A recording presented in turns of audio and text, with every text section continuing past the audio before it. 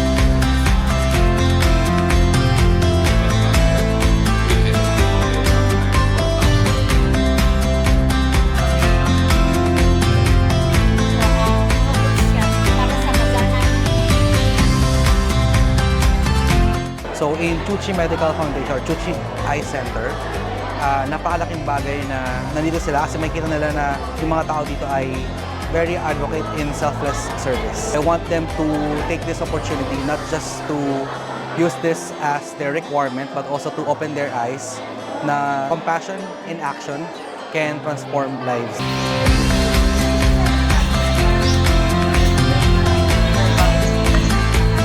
Din ako ng opportunity nitong Chuchi na ma-experience siya first hand kung ano yung ginagawa nila, like pupunta sa mga elderlies na may sakit para tulungan sila. Tsaka nagbibigay din siya ng motivation sa akin para in the future is sakaling may ma-experience akong ganun, ako din tutulong din.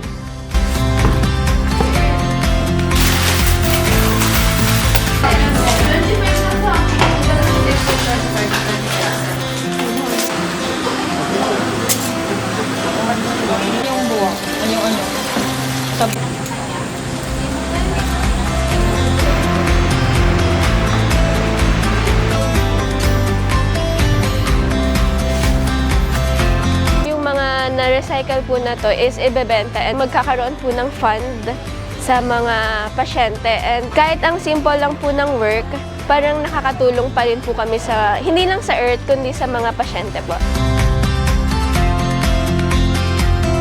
Ano po yung meron po. Ngayon parang na-appreciate ko po kasi meron nga po, nakikita ko po dun sa lugar po na pinuntahan natin kanina na may less fortunate kaysa sa akin.